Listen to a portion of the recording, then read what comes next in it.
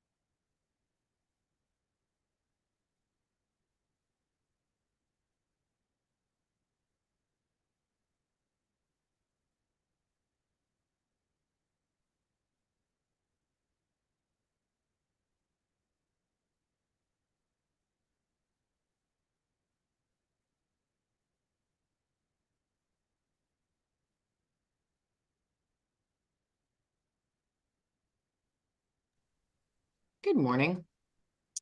Morning, Your Honor. Morning. Good morning, everyone. I only have 3 cases on the calendar, so hopefully we'll get through some of them pretty quickly.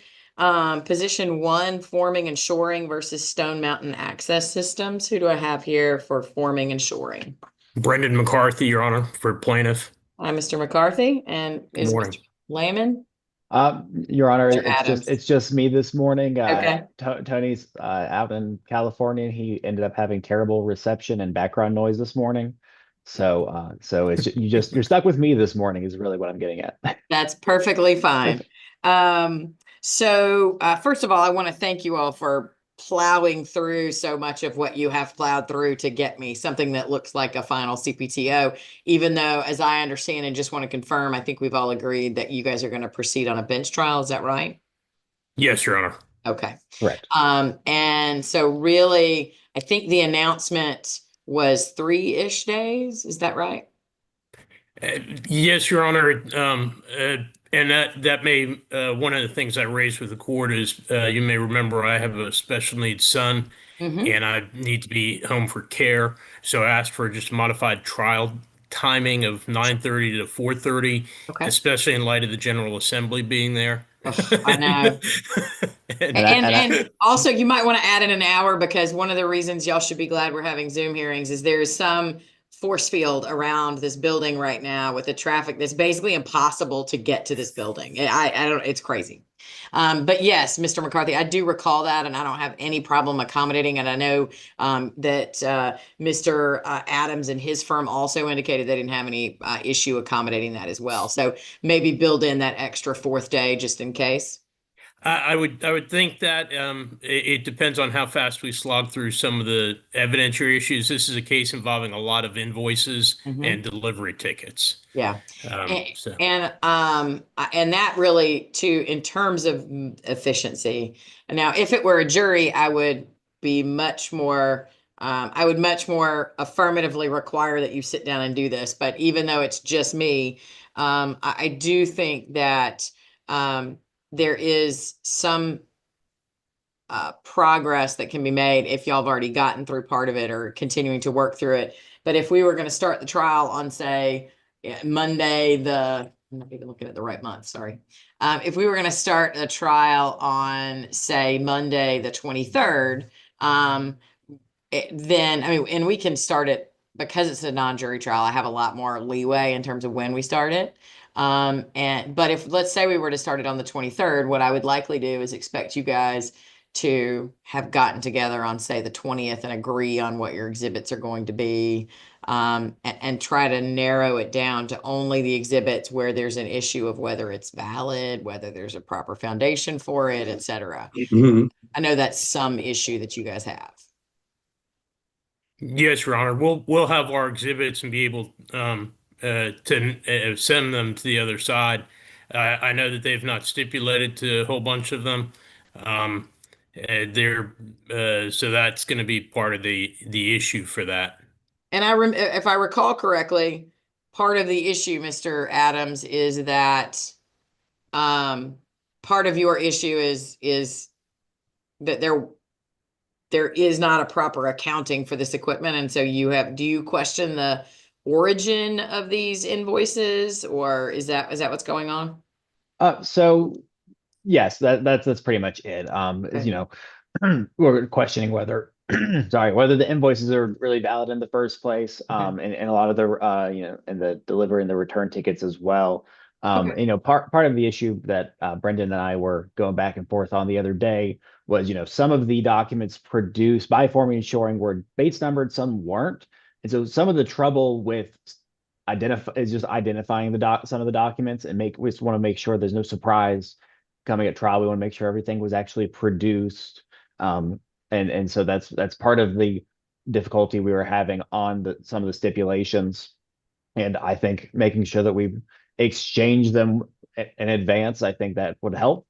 I mean, I'd even push that we exchange them before the 20th. I mean, I think even like the 16th, give us a week to go back and forth on them. I mean, I think from our side, we're fine to provide exhibits, then the exact, you know, documents that we'll be using. So that way there's no question and there's no issue of surprise, no issue of what documents everyone is using. Yeah, well, to be clear, the reason I mentioned the 20th is not because that would be the first time I would want you to exchange exhibits. It's because that would be the time that I would typically have y'all sit down together and do a formal meet and confer and or with me, especially if it was a jury. I typically do that, but it may be helpful here just because of the sheer volume of what we're slogging through. But typically what I do, for example, I'm looking at your pretrial order. And what happens with exhibits, et cetera, that are identified by the parties, in my experience, and it is consistent here, is that you get, things like all unpaid invoices, blah, blah, blah. And that might be thousands of pages. That might be hundreds of different documents. And so obviously that's a fair way to identify them because, of course, Mr. McCarthy knows what those are. Mr. Adams knows what those are. But for purposes of presenting them at trial, you would obviously identify the ones that are important and say this is Exhibit A, pages 1 through whatever. And that's really what I'm trying to get through so that we don't, you guys are going to bury me under a whole bunch of invoices and tickets. And the more efficient we can be on that in terms of agreeing what's what and what we don't agree on, it would be very helpful to both y'all and me. I also think it's particularly helpful for resolution possibilities, although I think you guys have made some real efforts in that regard and just have not been successful in it. And so I understand that. I've reviewed the pretrial order, and other than the request that I would typically have, as I said, for you guys to present me with a, table form, more detailed exhibit list. That really is the only, that's the only other thing I would ask for. And I typically do that by saying, hey, I'm going to go ahead and enter the pretrial order. And then what I'm going to do is set a Zoom hearing with the parties on, for example, Friday the 20th. And then you could expect, we might need 15 minutes, we might need an hour, but we would slog through all those preliminary evidentiary issues so that when we start Monday morning, we are starting with opening statements. That would give you guys an opportunity before that to have agreed on what's what and let me know what issues you still need a ruling on. Beyond that, and that's sort of my 5-minute assessment of the pretrial order that y'all have sent, are there any other specific issues or concerns y'all wanted to raise about the pretrial order before the court enters it? Yes, Your Honor. In my experience, it's helpful for the court to have a pretrial or a trial brief, just sort of here's who this is, here's what this is, and that's a reference point as well as some brief information on the case law. Not that there are huge peculiar issues, but just sort of as a guidepost for the court as to what we're presenting. The defendant has objected to that and so we said we'd take it up with the court. At this point, we did not insert all peculiar authorities because I don't know that there are any peculiar authorities that are going to be coming up in the case. It's a run-of-the-mill contract case and invoices. But that is my preference, is to be able to submit to the court in advance, 3 to 5 days before the trial, just a trial brief, which is sort of a roadmap of where we are, where we're going. I don't necessarily have an objection to that. I guess one question I do from a repetition of work and cost to the parties involved is, how is that different than what you've already put in the PTO in terms of the narrative of what the case is about, which is included there, other than, not providing any peculiar, I guess if you needed to cite the peculiar case law, it would just be contract law, the UCC, or, whatever we're going to do. So. Yes, Your Honor. There also is what we would do, and we're not talking about something long, but it would be basically 3 to 5 pages and saying, John Smith is going to testify as to these issues. This is John Smith's background, etc. And he is testifying, and that links up to our claim for breach of contract on this issue, or that proves what issue we have. I think that would be helpful. The only concern I would have is that I would encourage you to refrain from overly editorializing about what a witness is going to testify about, because then you run the risk of creating a record of what that witness will testify to, and then that witness doesn't actually testify to those things. That never happens at trial, Your Honor. Of course not. Yeah, if we could all just put the words in our witness's mouth and make them say what they were supposed to say, that would be awesome, right? But in any event, and so, yeah, Mr. Adams, what is your specific concern other than obviously the additional work and cost that's involved? So yeah, a lot of it sounds like duplicative work to me. I don't really have that much of an issue with a trial brief. The issue I have was on paragraph 14 of forming and shoring, just hiding the ball on its authorities here. I mean, paragraph 14 is there for a reason, I would think, and we provided our authorities, and then forming shoring is trying to kick the can down the road to provide it at trial, is what it says in their portion, to provide with the brief authorities at the beginning of trial. So the surprise again is our concern here in terms of the authorities that they're going to rely on, if any. If they're not relying on any, then fine. I mean, right, if it's just generally contract law generally, okay. I don't think that's a special authority, right? I don't think the UCC is a special authority. If there's nothing special, then great, we don't need to cover it. But everything that I was just hearing does sound to me like duplicative work. If the court wants a trial brief, then so be it. I just ask for a hard deadline well in advance of trial so we can avoid surprise. Again, that's the whole issue of the objection in paragraph 14. Yeah, That's fine, Your Honor. We can submit it by Wednesday of the week before trial. I think I'm gonna push you a little on that. Right now, I'm assuming that this case is gonna go on the 23rd. Assuming that it is, I am anticipating that we would have, a sit down on the 20th for final preliminary matters. And so what I would actually say is have it for y'all to exchange them by Monday, the 16th. Because that way, if there are unique legal issues that need to be researched, that Mr. Adams, if you do come up with some peculiar authorities that Mr. Adams needs some time to process, I think that's fair. That's agreeable, Your Honor. Thank you. Okay. So let me make sure I've got my dates written down. 2/23. And Your Honor, if I may, I actually want to go back to the exhibits issue. I know we're going to meet and confer on the 20th.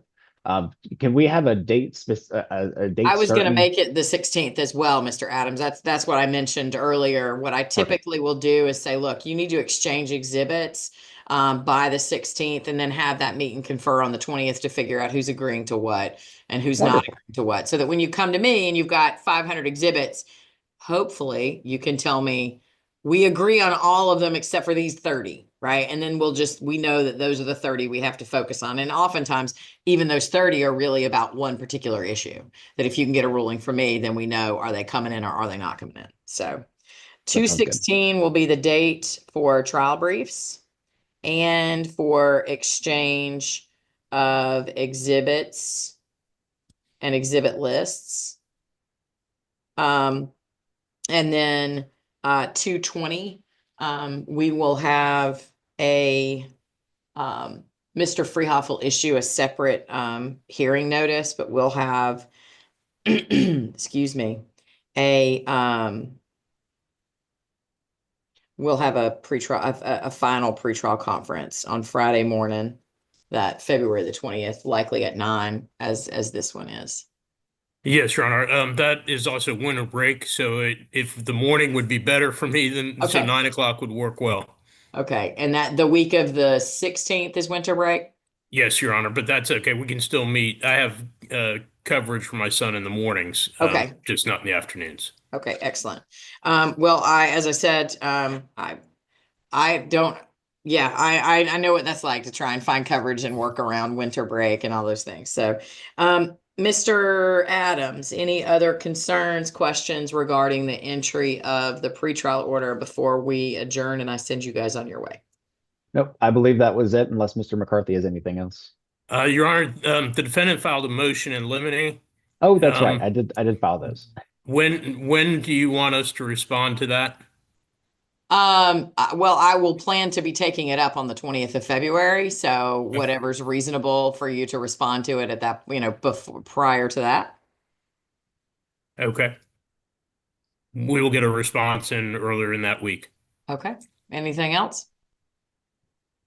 I don't believe I so. believe that is it, Your Honor. Oh, Your Honor, there is a question. The defense has raised a best evidence objection. Um, and so, we're talking about right now, it's about a 5-inch binder worth of invoices and delivery tickets. And it's hard to do best evidence if those are going to be scanned in and given to the court reporter.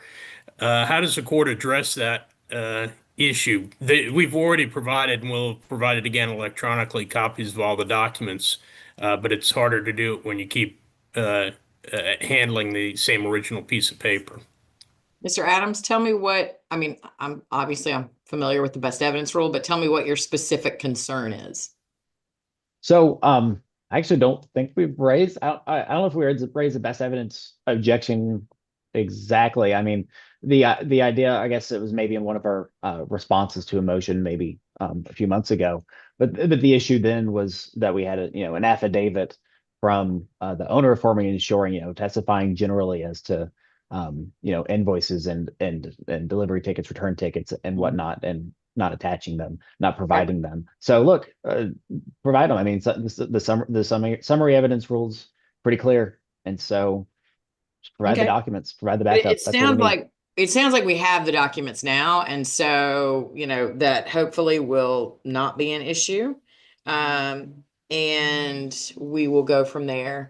Also want to remind you that for trial purposes, you are responsible for securing your own court reporter. Yes, sure. Yeah, sure. And to that end, it's helpful for us to schedule. Can the court reporter be remote? I don't have any objection to that. Yes. Yeah, I don't think that'd be an issue. Yeah. Okay. We'll The court schedule it reporter with that's on here for Veritex. another matter is like, hey guys, call me. All right. Well, I think that takes care of our issues, Your Honor. Well, we will get the pretrial order on file, signed in on file for you guys today. And then we will issue a notice for the additional hearing. And then we will get all the particular logistics worked out for this matter to go to trial, unless an answer to my prayers, you guys, through working it out, figure out, oh, wait, no, we resolved the case. I'm not sure I'm confident on that one for this case, but hope springs eternal. Yes, Your Honor. We'll try to keep the hope alive, Your Honor. Thank you. Good luck to both of you, and I will see you later this month. Thank you. That's the only matter, Your Honor, may be excused. Yes, thank you both. Thank you, Judge. Okay, Ronaldo Ratliff versus AX Auto. I have Mr. Faber and Mr. King. How are you both doing? Good Doing morning. well. How are It's been a you? long time since I've seen you both. Yes. Pleasure. So, yeah, it's good to see you. So what are we doing on this trial that is now, thanks to it coming back from the Court of Appeals, the, I think, oldest case on my docket? So, you want to go first, Jared, or you want me to? I can go first. I mean, from the plaintiff's side, I think the outstanding question is what's going to be the scope of the retrial, whether we are retrying liability or just damages. From the plaintiff's perspective, liability was established as the remaining claims, and the court granted the JNOV because of a failure to apportion damages. Mhm. So I think the proper way to go about it, since liability was established, is just to do a retrial on the limited issue of damages. And I think that's a reconsideration of the court's prior order. Well, that's what I was going to say is I understand the argument, Mr. Faber. I think the issue, though, is that part of the reason that ultimately I granted a new trial after making the fairly narrow decision that I made originally based on Mr. King's motion was that the plaintiff had argued that if the court was inclined to do that, right, that had I made that ruling pretrial, that y'all would have presented essentially a different theory of the case that would have required a different nature of evidence. And so that's ultimately why I decided that because the jury had not considered the damages or had not apportioned the damages to the various claims or causes of action, that it necessarily required that the court grant a new trial in its entirety. And I think that was I believe that's what I think I understood my own ruling to be, but now I haven't looked at it in a long time. So if you want to convince me otherwise, it's worth trying. But it I- sounds like Mr. King disagrees. Yeah, I don't think the ruling obviously issued a new trial. I don't think expressly said whether it was a new trial on all claims or Right. just damages. It just wasn't addressed. I Well, mean, we think there's go ahead. I'm sorry. there's Court of Appeal case law supporting a retrial on damages in similar instances where a jury verdict award is set aside, but liability was established in other claims that remain.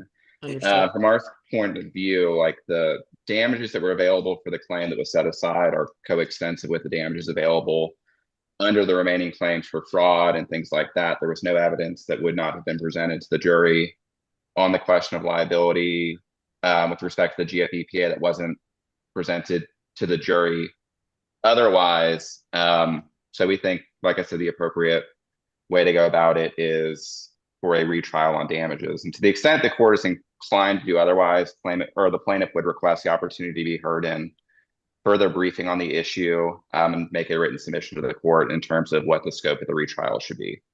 Okay, Mr. Good, King. good morning, Your Honor. Let me say first, Attorney Bryce Stevens is my new associate who will be Oh. trying this case with us. Welcome, Mr. Morning, Stevens. Honor. And Nice so to meet let you. the court know. And my client is Adam down there, just so the court knows that I do have them there. Let me read the court's ruling just straight from the ruling. We can start there. Maybe I regretted letting him go first, but based on the foregoing, defendant's motion for directed verdict as to count 4 is granted. Because of the non-apportioned jury award, the jury verdict is hereby set aside. Plaintiff's remaining claims may be retried in a new trial. What he's talking about is a completely different animal here. And certainly they had the right at that time when we were briefing this issue to say that to the court. To bring it up now, 2 weeks before trial, I'm a little concerned. It's really, as I read the court's ruling, and the court would know better than I would, I'm reading it as a new trial is granted, not as to damages only. A new trial is granted. If the court is inclined to address this issue this way, we would ask for briefings and that sort of stuff because I wasn't prepared at the pretrial order to address that, at the pretrial conference, not knowing that's where they were going. To the extent the court agrees with me that it's an actual new trial as written in there. We did file a motion yesterday, Judge, to amend the pretrial order. I wasn't quite clear. I've never really been in this exact situation where I had a full jury trial, then we appealed it. It came back. I didn't know. Neither am I. In 7 years, it's the only time I've ever done it. So I've had them come back, but not have to amend. I've had them come back from the Court of Appeals, but I've never actually overturned one except for this one. So our motion is just to add 2 witnesses to the list, Judge. Both witnesses have said they'll make themselves available for depositions as needed. Essentially, if the court recalls, the claim came down to 100% him saying this VIN was missing. The fear of further prosecution is my thing. So we have 2 Right, because we all agreed that the fact that he had gone to jail was not going to come into evidence or to be an item of damages, right? Correct, because he Okay. had the outstanding warrant for the missed court date. and Right, all which is that. why he stayed in jail, I think, for a few days. Right. So the Okay. 2 witnesses it was very frustrating for me. And I probably should. Well, let me Oh, stop you for a moment, yeah. Mr. King, and ask this question. Forgive me, but are you talking about amending the original pretrial order from way back, or are you talking about a new pretrial order that the parties have submitted more recently? We have not submitted a new I one. didn't Nobody- think that you had. Okay. Yeah. So the I court haven't- gave us leave or set us I think January 26th or 27th. So let me Okay. interrupt you and let me save everybody some time and trouble. So this is a new trial. The court granted a new trial on the claims that plaintiff still has remaining that the court did not grant directed verdict on, right? And so whatever those claims are, I agree with Mr. King's assessment that if the court had intended to keep alive some finding of liability, the court would have said, we're going to have a new trial on damages. And I suspect if that was the case, that the plaintiff wouldn't have taken it up on appeal. They would have just said, okay, let's go ahead and retry the case on damages. But that's not what I intended. I don't think that's what my order says, and I'm not inclined to revisit the issue. Mr. Faber, to that point, if you want to preserve that issue or make a further record in terms of briefing, you are free to submit a more formal brief that Mr. King would have an opportunity to respond to. But I can tell you that my intention, my ruling is going to be that the order was that we're going to try this case all over again, which I don't relish, but here we are. To that end, I think it is entirely fair, given that, as I said a moment ago, part of the reason that I did grant an entirely new trial is that part of the plaintiff's argument was that they would have presented the case differently if they had known this was an issue. And so my intention in allowing the parties to retry the case was for you to retry the case in the way that you thought was appropriate. And that means I would expect, subject to limitations for people never identified in discovery and things like that, right? That I would get a new pretrial order, that perhaps the evidence would be characterized in different ways, or different arguments would be made based on that evidence. So that's what I was expecting. And so that is, to your point, Mr. King, what I was expecting was a new pretrial order. Good. And to that, Your Honor, these would be two new witnesses since the trial. And we will have to have an argument with Mr. Faber about whether those people are known, whether it's in any way prejudicial, et cetera. And we'll have that discussion at the appropriate time. But what I was expecting was a pretrial order. And with that, I don't think it would take very much for Mr. Farber and I today to amend as needed. I don't think a lot of things change based on where we are. So to the extent, if the court would be willing to give us till 5 o'clock today, I think we could get a consolidated pretrial revised up to the court. Mr. Faber?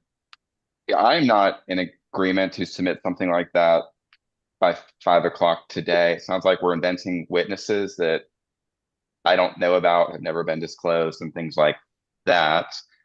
To the court's point, I think the argument we had made about presenting evidence was specific to the argument that we had made about the waiver of the GFBPA claim, or the waiver of the statute of limitations defense. It was specific to that argument, not to the case generally speaking. We can make, like I said, we'll make a written record of that. But I think that was Mr. Covey's argument, but that was my understanding of, or our position at least, was we would have presented the GFBPA claim slightly differently had we known that this affirmative defense was in play with the court, because there were arguments we could have made differently and things like that. Right. It was not that we would have presented the entire case differently or anything like that, which is why, again, we think there was nothing about, I know what the court's order was, but nothing about the setting aside of a lump sum jury verdict that would necessarily require a retrial on the entire thing versus one just on damages. So I understand. Obviously we understand what the court has said, and we can make our written record, obviously, of and I think Mr. Faber, 5 p.m. today is probably a little aggressive by Mr. King. I agree with you in that regard. Although at the end of the day, right, this is a pretrial conference, and presumably no lawyer in the world has ever tried the same case twice, like the exact same way. And so I don't think it is unreasonable to expect the parties to prepare a pretrial order for this trial, not for the case we already tried, but for this trial. And as I said, Mr. Faber, to the extent that Mr. King now wants to identify new witnesses and you want to challenge that identification on the basis that they weren't previously disclosed in discovery, et cetera, the court's going to hear those arguments. Because, so much of this case, no offense, Mr. King, but so much of this case, and the fact that the court ended up granting a DV that the court decided ultimately necessitated an overturning of the verdict, is the fact that the defendants did not timely file summary judgment motions and other pretrial motions that would likely have changed the nature and scope of the trial that was actually had. And so that was then, this is now. But Mr. King, you've been involved in the case from the whole time now. And so Judge, I just got retained is not going to carry the same weight as it maybe did the last time around. I would, and no offense taken, Judge. I would argue it was prior counsel that didn't file that, but I'm here now. I'm all in, 2 years in. Right. I'm here. And that was my point. It was that the defendants did not timely file whatever, and I understand it was prior counsel. Right. But that was, you showed up and said, hey, I need time to get ready, et cetera. And my point is just that argument doesn't carry as much water this time around. Hardly, Mr. Judge. Faber? I'm sorry. What do you think in terms of timing would be reasonable for the parties to present a consolidated pretrial order as was requested by the court's notice for trial today? I would request through Monday, close of business. Mr. King? No problem. Well, Mr. Stevens, no problem, right? Sorry, yes, Mr. Stevens. Okay, so today is the 5th, Monday the 9th by 5 p.m. You guys will submit a CPTO.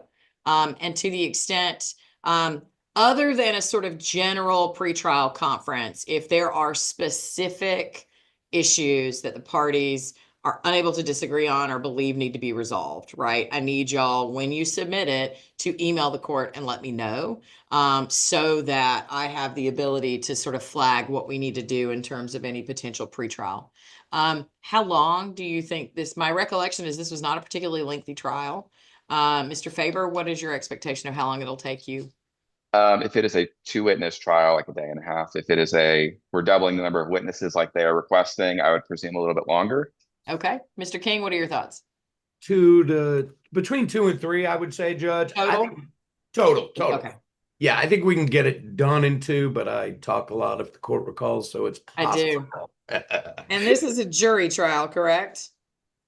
Correct. Yes. Okay. So I am looking at what my jury days are. And of course, it depends on, I've got forming and shoring that I'm dealing with as well, which is a non-jury trial. And I know Mr. Freehoff has said you guys are the oldest, Kate, and you are. We're going to figure out where we're going to fit you guys in. I will tell you that February the 25th is a jury day for me.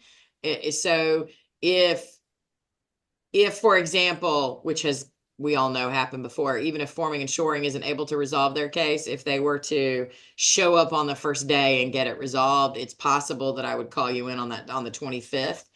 Beyond that, we would look at where we could fit you. But the most likely other option would be the 23rd of March.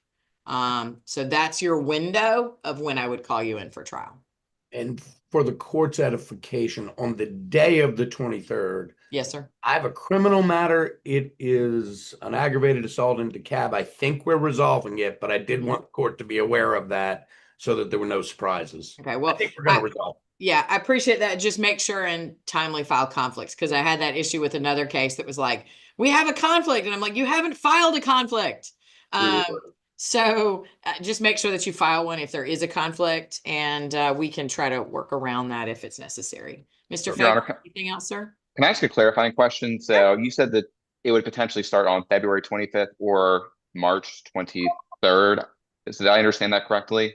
Yeah, so February the 20th, I mean, theoretically, if forming and shoring calls me in 3 days and tells me that they've resolved their case, I don't think that's going to happen. But if they do, then I could call you in on the 23rd or the 25th, right, of February. What I'm letting you know is that my next civil jury day, if I don't reach you guys in February, would be the week of March the 23rd. All right, thank you. I do want to, I guess, flag for the court that Mr. Ratliff still resides out of state, so we'll be having to arrange, I guess, travel back for either of these and I'm going to give days. you as much notice as I can, Mr. Faber, for your client to appear. I understand that can be somewhat, it can be a pain in terms of having, and that's one of the reasons I'm always going to try and avoid having you appear when I don't know for sure that your case is actually going to go. And we will the main thing is just stay in touch with Mr. Freehoff, and we will give you as much notice in advance as we can of whether the case in front of you has resolved and when you're going to go. All right, understood. Thank you. Okay. Thank you both. I will look for your pretrial order on Monday, and then we will discuss whether we need to have an additional final pretrial, and then logistics in terms of whether forming and shoring goes. And I did tell Mr. Farber I'm going to speak with him offline. One never knows. Hope springs eternal, Judge, right? Excellent. Thank you all very much. Nice to meet you, Mr. Stevens. I look forward to seeing you at the trial, and I will see you guys when we get ready for the trial. Thank you all. All right, thank you. Have a great day. Have a good day. Have a great day. Bye. Yes, sir. Thank you. Gentlemen, can you guys give me about 5 minutes to go get some more coffee, and then you will have my undivided attention. Thank you. Certainly, Your Honor. Thank you.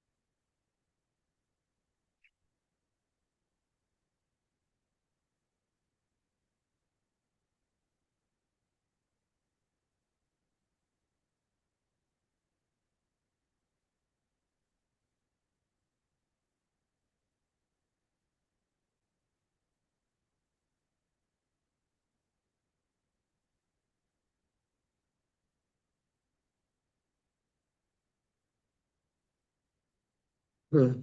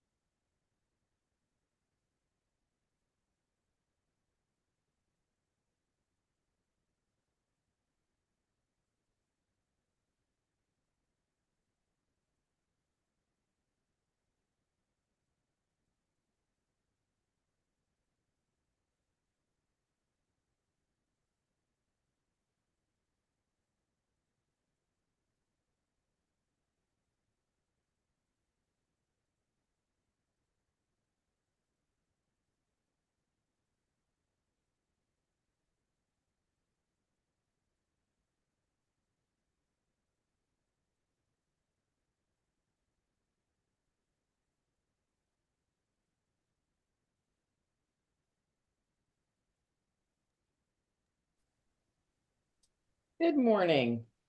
Good morning, Your Honor. Good morning. Okay, so I have you guys on for a pretrial conference this morning. I have your consolidated proposed pretrial order. I am also aware that there are cross motions for summary judgment that are pending. I spent a good deal of time with them last night. No one requested a hearing, and so my intention is to rule on the briefs, and to do so in the next couple of days so that y'all have an idea of what's going to trial, what's not going to trial, et cetera, in terms of if the court is going to grant or deny summary judgment on these different issues. One of the things I am trying to figure out from your consolidated pretrial order is, as I expect from, lawyers, if they're filing a complaint, they come up with any possible theory that would grab the set of facts they're dealing with. Same thing for counterclaims, same thing for defenses.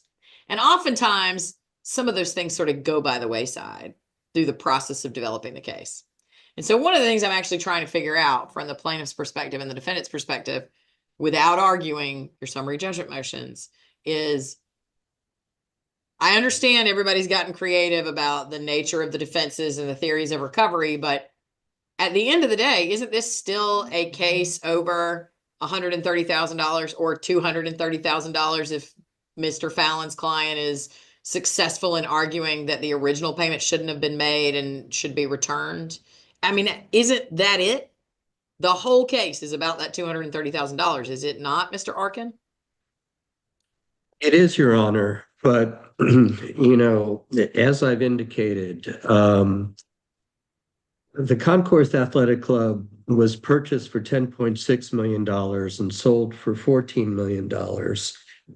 The principals in CAD received $3 million, or I should say CAD received $3 million in cash at the end of the day, and $2.5 million was distributed to Mr. Lennon, to Mr. Jones, and Mr. Gerlich, and leaving $500,000 that went by the wayside. And of course, my client, Ms. Rothman, did not receive the balance due. So I think that, in addition to the contract claim, there are issues with fraudulent transfers because the defendants, particularly Mr. Gerlich and, also Mr. Lennon and Jones, rendered the Concourse Acquisition Development Company insolvent. So there was no money to pay Ms. Rothman after the distributions to themselves. So I think that the fraudulent transfer issue is a big issue. Is that the count 5, the voidable transactions, or is that? Yes. Okay. Because otherwise, if you were to rule, in favor of the plaintiff, she wouldn't be able to collect the judgment against the Concourse on the breach of contract claim because the Concourse has no money. All the money went to Mr. Lennon, Mr. Jones, and Mr. Gerlich. Understood. Thank you, Mr. Arkin. Mr. Fallon, from your perspective, I mean, as I said, I've read the briefs, and also I have not read the reply briefs that were filed at like 3:00 this morning, but I am aware of their existence. Just the amended one. Right. Same question to you, though, Mr. Fallon, that I asked of Mr. Arkin, which is, without getting into the weeds of arguing your case and your summary judgment motion. I mean, clearly this is a breach of contract case, right? But in terms of the plaintiff asserts that there was a contract that they were owed this additional fee for this finding, right? I understand that's a matter that your clients dispute. And then what I think I understand Mr. Arkin saying is that the court, has to consider the transactions that followed afterwards and whether or not they would be void or voidable, associated with an effort to avoid paying that, to making CAD unrecoverable. And then same question from your perspective. I understand that you have a claim, you have a declaratory judgment claim asking me to sort of declare that that contract is not valid and therefore can't be enforced. I certainly understand that that continues in existence, and that's something that the court's going to have to parse out as to whether it's any decision the court can make as a matter of law, or if it's a decision that will have to be put in front of a jury. Beyond that, what, in terms of your counterclaims and your defenses? I mean, I've got, like I said, the laundry list that the lawyers assert, right? Which is the punitive damages and slander of title and abuse of process and all these things. And I'm wondering, through the process of discovery, have you narrowed down the like, for example, the horse you plan to ride at trial? I think so. I think the next, assuming that let's say the court denied both motions for summary judgment, even though on the main issue, both people think it's a matter of law. And so let's say that we got past that, then they have punitive damages and stuff. I think we had, I don't know that we had a bunch of extra claims in there. I mean, it was just the typical unjust enrichment or the contract, or, so I don't think that it's ever any more than the numbers you first said, or zero. Okay. Well, Your Honor, if I may interject. Yes. On the issue of punitive damages, I don't think it's just a question of $130,000 or nothing. There was, in our view, malevolent intent, in distributing all the cash to themselves and kind of denying Ms. Rothman the benefit of her bargain. So I think that the issue of fraud and punitive damages is something that we would pursue. Okay.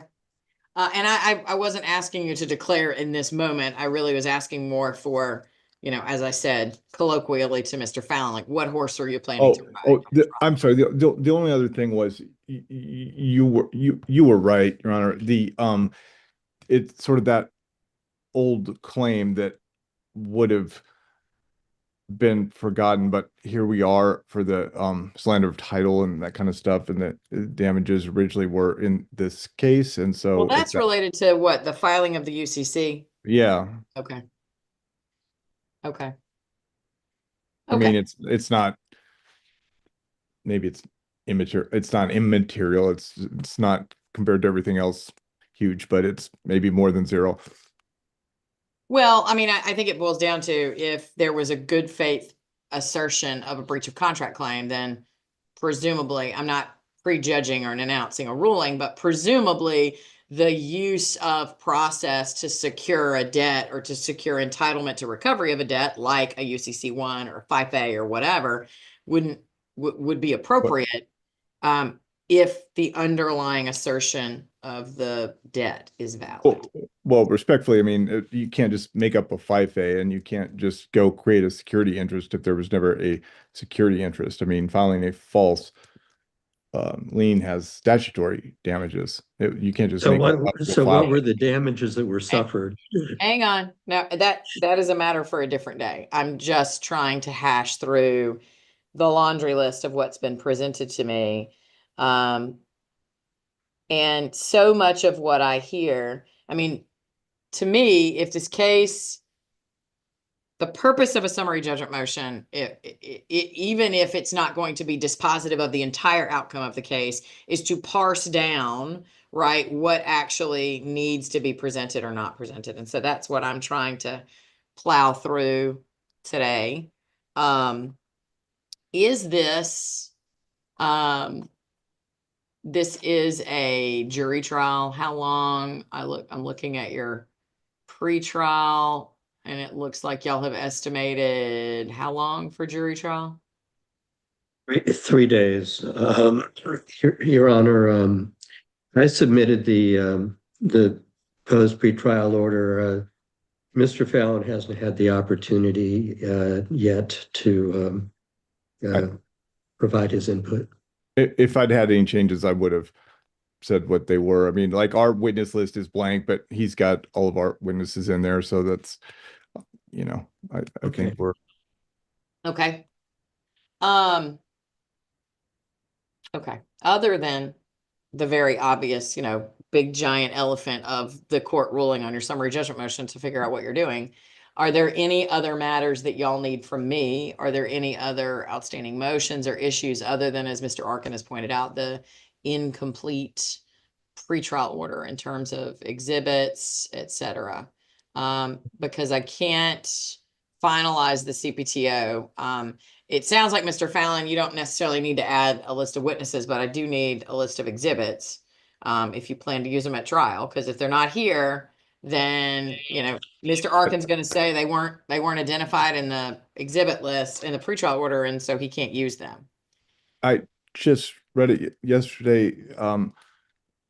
Does he have exhibits in there? I thought both of us he left it for both of us to say later. I did, Mr. Fallon. Yep, item 13, but I need y'all both to do that. Oh, Yes. yes. So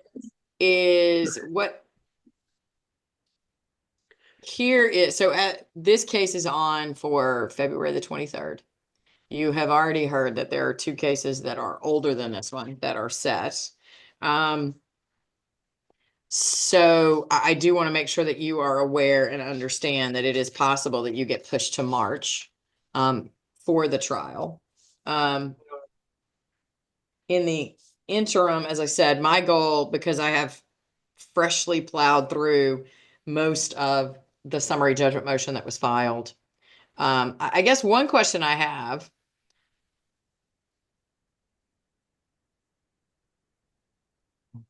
it seems to me if the court were to rule that there at least was a valid contract that could potentially be enforced for the commission, it seems like that doesn't actually get rid of the need for a trial in this case. It might narrow the issues, but it doesn't actually get rid of the need for the trial. That's what they're asking for, I guess. Well, because as I understand some of the argument, one, Mr. Arkin has other claims associated with his ability to try to recover that, number one. Number two, Mr. Fallon, some of his arguments are that circumstances change during the pendency of that contract that might have changed the party's understanding of it. Whether it does or not, I'm not prejudging now, but I'm trying to sort through that one in terms of, that's why I was asking about the causes of action the parties have. Because Mr. Arkin, your motion is styled as a motion for summary judgment, but it really focuses on there was a contract and they're obligated to comply with the terms of the contract. And then the things that flow from it, right? Your ability to recover maybe attorney's fees or et cetera. But I guess that's really my question is if the court were inclined to find, at least initially, that there was a contract that Ms. Rothman was entitled to receive that first payment that she got, right? And that the question is whether, I guess what happens to the case if the court grants some sort of partial summary judgment in that regard?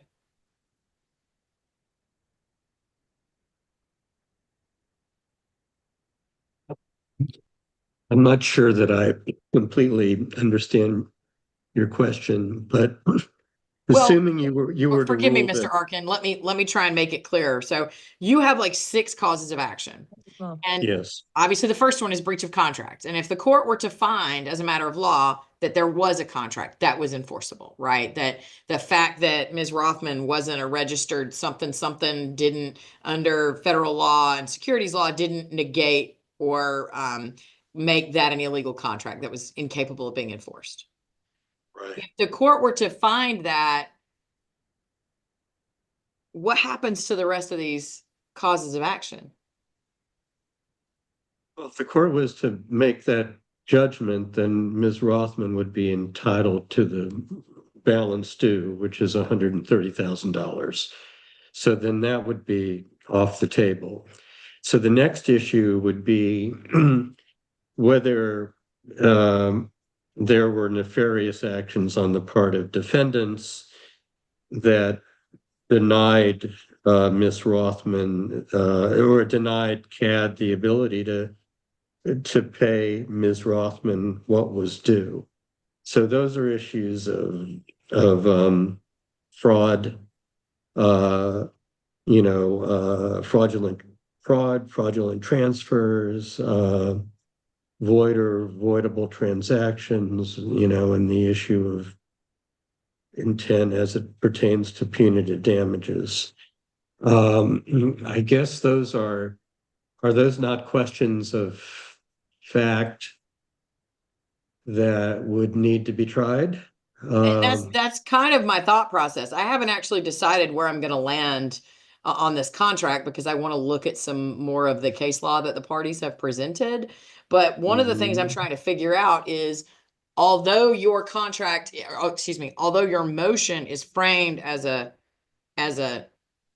not a partial motion, right? As a complete motion for summary judgment, even if I were to rule in your favor on the contract, I don't think that gets rid of the issue of certain issues for trial, is sort of what I'm trying to figure out.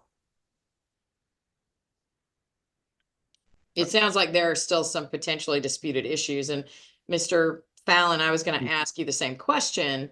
Is that if I were inclined to find that there, at least initially, that there was a contract between the parties and that it is not unenforceable as an illegal contract or as some violation of federal securities law, I don't think that actually gets rid of the need for the trial, although it might narrow some of the issues. What are your thoughts?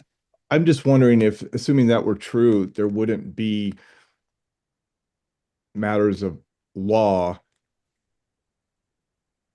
then, because I'm not sure.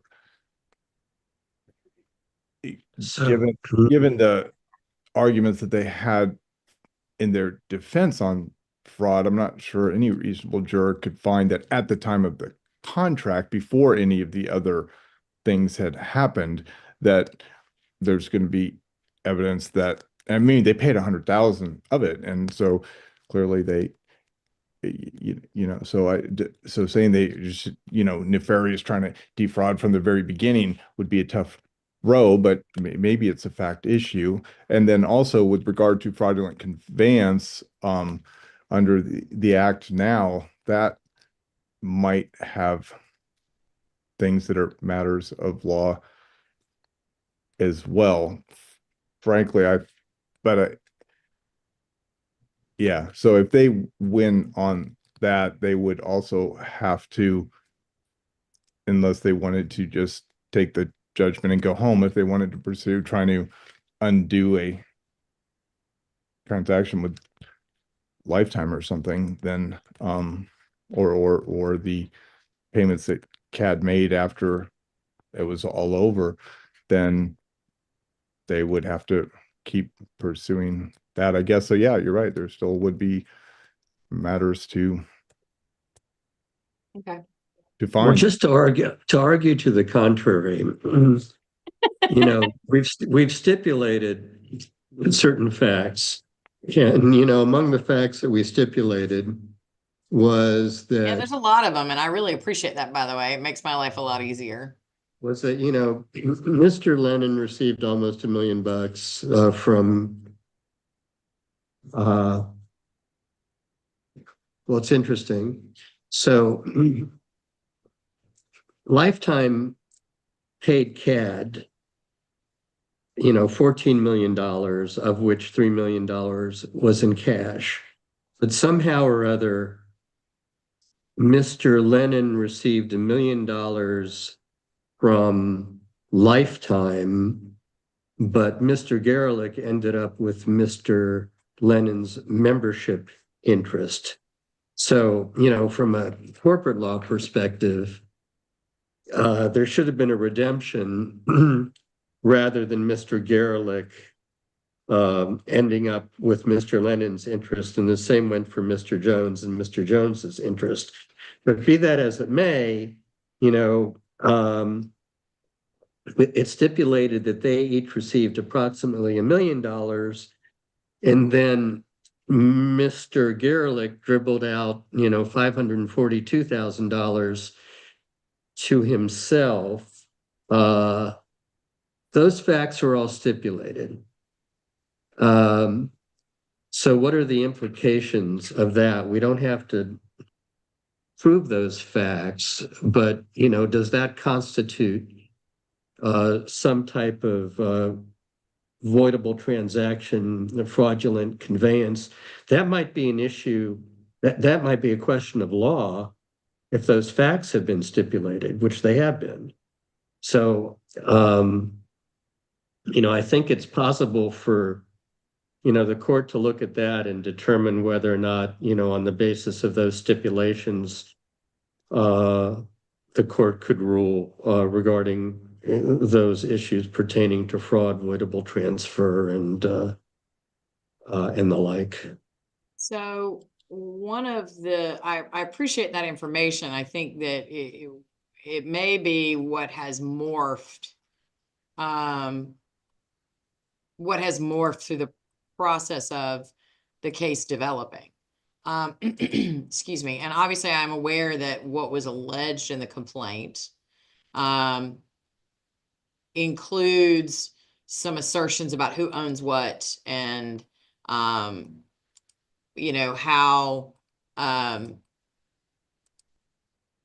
the parties, involvement. I guess here's what I'm struggling with in terms of the argument that you're making now. And again, it may be just how it morphs, but is the voidable transactions that you are identifying and seeking to in count 5, the voidable transfers, you're talking about those transfers that you've identified, right? That you were just talking about now, and that are identified in the complaint, and that have been to some extent stipulated, because there's no dispute that they gave themselves this money.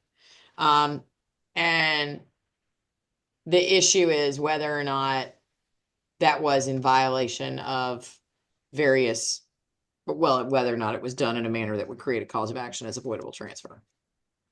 Is that accurate, Mr. Arkin? Yes, and by rendering CAD insolvent. Understood. Okay. Anything else other than, as I said, I got to figure this out and give you guys a ruling that says what my ruling is going to be on the actual pending summary judgment motions, and then y'all can tell me what's left from there and what we do next. Other than resolving that issue and the fact that once I give you that ruling, I'm going to need actual exhibit lists from both of you. What do we have left that we need to sort through today, Mr. Arkin? So this issue about about the fraudulent surety, which was addressed in a related case. Yes, I'm very familiar. Okay. Has that issue been put to bed? Because Mr. Fallon, continues to assert that as a claim against my client. Well, right now, it's not, to my recollection, subject to a motion for summary judgment. And you haven't moved, at least that in reviewing the motion for summary judgment, clearly you might have, and I just haven't gotten through it because it is styled as a motion for summary judgment in its entirety. I know there is a reference to the fraudulent corporate guarantee letter. Regardless, Mr. Fallon hasn't moved on it. The basis of his partial motion for summary judgment is based on the contract and the counterclaim. I know technically there's a fraud aspect there, that he's asserting it's either void because it's void and unenforceable, either because it was procured by fraud or through fraud or with fraudulent intent, or it is not enforceable because of securities law. Again, I'm not prejudging. I'm not telling you what my ruling is going to be, but whoever, I assume it was you, Mr. Arkin, that pointed out that the court had already said that the fact that it was a fraudulent letter was kind of immaterial to at least everything in that other case and didn't affect the outcome. This one is one more time removed from that. And so I don't know how it would affect the outcome here, but admittedly, I haven't gotten into the weeds of it to say one way or the other. Right, but the whole reason you said in saying that in the other case, you said I pretty much, take it for granted that it was fraudulent. So to say it's not removed, the reason that the person who sold it got off doesn't mean that the defendants weren't. As I said, I haven't gotten into the weeds of it, but my recollection is that that Rothman and Associates was not involved in the procurement of that CGL. They didn't actually generate it. There was no evidence that they created it. There was no evidence that they were aware of the misrepresentations. And even if they had created it and were aware of the misrepresentations, I think my main issue was that the party in that case could not have reasonably relied on the misrepresentations because the real estate transaction closed before they received the fraudulent misrepresentation. And again, that is way farther into the weeds than I want to get right now because this is not that case. I get that, but I'm not going to. I think it's reasonable to assume that I'm going to stick pretty close to what my prior assessment was about the import of that fraudulent corporate guarantee letter. May I point out that we've stipulated that Ms. Rothman did not receive a commission in association with that transaction and did not introduce Mr. Lennon to David Harris or First Standard Assurity. That's stipulated in paragraph 12 R and S.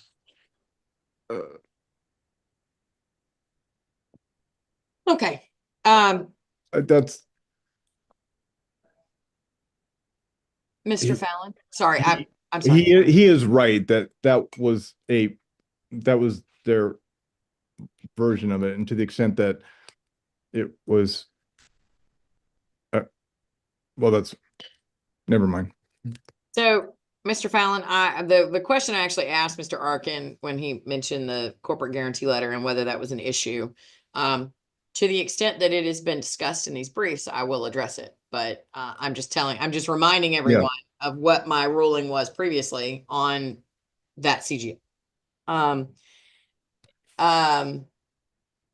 But Mr. Fallon, the question I actually asked Mr. Arkin was, other than the need for the court to rule on the summary judgment motion, so y'all know the scope and extent of what you need to present and deal with at trial, are there any other matters that you need the court to address in the pretrial conference today?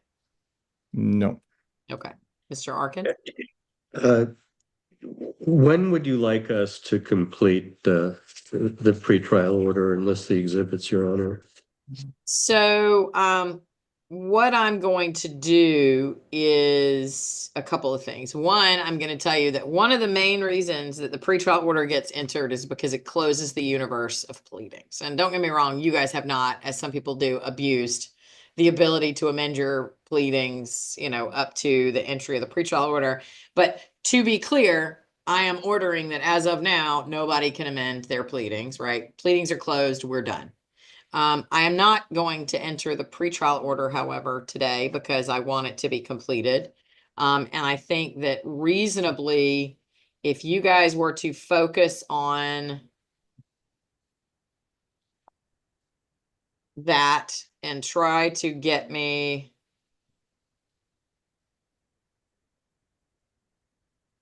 by the 16th. No, the 16th is a holiday.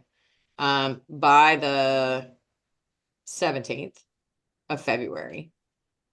My hope, my goal is that in the next few days, I will be providing the parties with a ruling on the pending summary judgment motions, and the parties will have some clarity over what claims will or won't go, and will be able to prepare their amended their exhibit lists and finalize the pretrial order with that ruling in mind, that scope in mind. Yeah, the other question I had, Your Honor, related to the instructions, the proposed forms of all possible verdicts. Mm-hmm. You know, candidly, I don't have a lot of experience with that. I've come late to the litigation game. Well, it honestly, I'll make it easy. I think that is a lot more complicated than it really needs to be. I'm just looking for a verdict form. And if y'all don't give me one that's unique or interrogatory based, then what's going to happen is the jurors are going to get count one. We, the jury, find in favor of the plaintiff and award damages as follows, or we, the jury, find in favor of the defendant. Count two. And it will be the same way for the counterclaims. Now, I generally ask that you guys prepare that just because we have a lot of stuff to do with preparing the jury charge and that sort of stuff. But beyond that, I don't require anything super complicated. So. Okay, Your Honor, thank you. Okay. And- Any and other questions, Mr. Fallon? Was there something we needed to do by the 17th? Yes. So Exhibits. by the 17th, I want y'all to have actually finalized your PTO to submit a final PTO to me that includes with it itemized exhibit lists that is a final CPTO that I can actually enter. Great. Okay. As I said, realistically, it is possible that you would go to trial my civil trial week of February the 23rd. But as I said, just full disclosure, y'all were on the same call I was with the two other cases in front of you who both claim they're going to trial. So it may be that you get bumped to March, but I will be in touch with you and try to keep you up to date as much as I can. And I will provide you an order. I will tell you that my practice often, I will try to be as detailed as I can, but it may be that you guys get rather than an order that is entered, what you guys get is an email that says, Judge Krause's issue is going to rule as follows. I'm going to grant summary judgment on count 2, count 4, and count whatever. I'm denying summary judgment on this count, and this count. And then I'll ask someone to prepare me an order that reflects that ruling. Those are the two options you might get. And so just want to prepare you for that. And so then if that does happen, I'll be looking for one of you, I will direct who, to prepare an order as quickly as possible so it will be on record. Okay? Great. Anything else, Mr. Arkin? No, Your Honor, thank you. Thank you. Anything else, Mr. Fallon? No, thank you, Your Honor. Okay, thank you both.